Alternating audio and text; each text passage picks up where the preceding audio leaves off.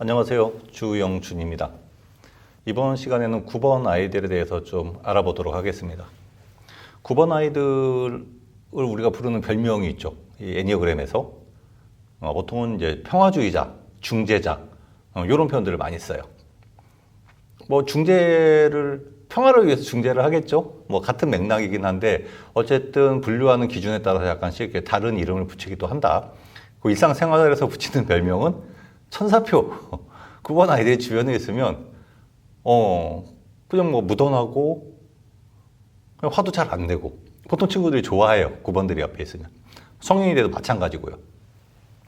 그러면 우리가 이번 시간에는 9번 아이들을 알아보는데 9번 아이들은 일단 8번, 9번, 1번이 장형에 속해요. 그래서 어떤 걸 중요시하냐면 영역, 경계, 바운더리를 되게 중요시해요. 우리 가족, 내 친구, 내 조직, 우리 반 이런 것들이 좀 의미가 있죠. 그래서 그 조직 안에서 평화를 좀 추구한다고 생각하시면 좀 쉽지 않을까 싶어요. 이들의 강점은 당연히 평화롭고 낙천적이고 친구들 관계에서도 당연히 배려도 많이 하고 양보도 많이 해요. 그 얘기는 다른 말로 표시하면 자기 주장을 과하게 내비치지 않는다는 거죠. 다른 사람 의견을 굉장히 존중하는 거죠. 그러다 보니까 친구 관계도 어떻게 돼요? 원만한 친구 관계가. 다들 9번들을 좀 좋아해요.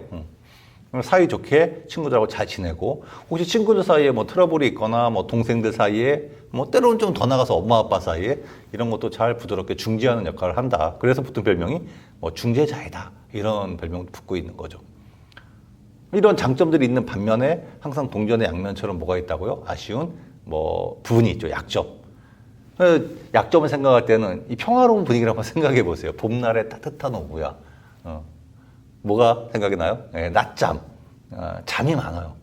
그래서 우리가 얘기한 초저녁잠이 좀 많아요. 일찍 잠드는 거가 좀 습관화되어 있고, 밤 새벽까지 하고 이런 게 좀 힘들어요. 그래서 9번 자녀들 중에서 밤새고 이런 거 할 수도 있죠. 근데 힘들어하는 친구한테, 너는 시험이 내일인데 지금 잠이 오냐? 그러면서 아이를 닥달하면 곤란하다 이거죠.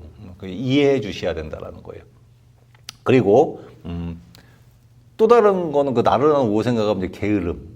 뭐가 조금 이렇게 정리가 좀 안 돼 있을 수도 있고, 사람마다 이건 달라요. 근데 어쨌든 약간 좀 굼떠요. 움직임이 한 템포 좀 늦고, 그러다 보니까 실행력도 좀 한 템포 늦는 모습들이 9번 아이들한테 나타나더라. 그래서 좀 기다려줘야 돼요. 어떤 걸 할 때. 그들만의 속도가 있기 때문에. 자꾸 다그치고 이러시면 안 돼요. 9번 아이들한테는. 그리고 어떤 결정. 그러니까 예를 들면, 이런 거 이제 아이들한테 만나서 이제 간단히 물어볼 때 하거든요. 친구들하고 같이 어디 수업 끝나고 먹으러 갈 때 메뉴 고를 때 어떡하니? 그러면 보통 9번 아이들이 하는 대답은 내 거 얘기해요. 이런 친구들도 있지만, 제 경험상, 제가 상담하고 코칭한 경험상 많은 친구들은 친구한테 물어본다는 거죠. 너 뭐 먹고 싶니? 그러니까 물론 본인 의견을 잘 표현 안 하는 것도 있지만, 그것도 좀 아쉽죠. 적극적으로 표현을 해도 좋은데, 본인이 결정을 잘 못하는 부분도 좀 있고, 이 두 가지 요소가 같이 있는 거죠. 배려도 하고 해야 되는 것도 머릿속에 좀 깔려 있고, 이런 부분들이 있고, 또 하나 결정을 잘 못할 때 좀 도움을 주는 방법은 아이들한테 좀 대안, 즉 옵션을 몇 개 정해주면 아이들이 고르기가 좀 쉬워요. 밑도 끝도 없이 한번 골라봐. 너는 대학 어디 갈래? 전공을 뭘로 할래? 이러지 마시고 조금씩 어떤 걸 좋아하는지 확인한 다음에, 물론 약간 기술을 통한 기법을 사용할 수도 있지만, 그냥 일상적으로 좋아하는 게 몇 개 있냐고 두세 개 뽑고 관련된 전공 물어보고 조금씩 좁혀나가는 거, 이런 것들도 9번한테는 좀 좋다. 이렇게 좀 알아두시면 돼요.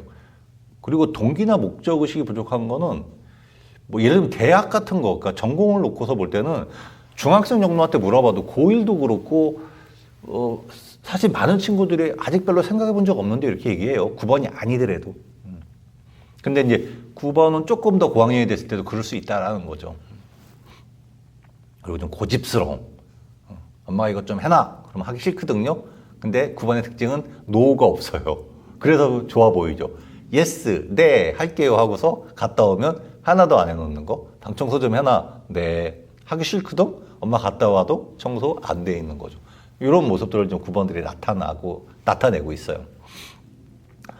그리고 공부할 때는 좀 경직된 분위기, 이런 거 조금 힘들어하죠. 경쟁이 굉장히 치열한 분위기 있잖아요. 이번에 안 된대요. 여기서 학교에서는 그런 일이 없으니까 예를 들면 학원에서 뭐 떨어진다든가 뭐 이런 것들 그거 불편해하죠 많이. 그리고 미루는 게 오늘 일은 뭐 내일로 미루자 이런 게 이제 우스갯소리로 9번 친구들하고 얘기하면 막 서로 깔깔거리고 웃거든요. 서로 공감대가 형성이 돼서 오늘 일은 원래 내일로 미루는 거야. 그럼 언제 발등에 불 떨어졌을 때 9번들의 모습이에요.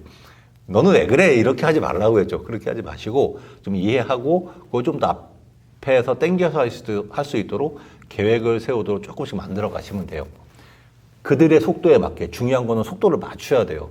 그들의 속도보다 조금 더 나가게 끌어당기는 것도 괜찮아요.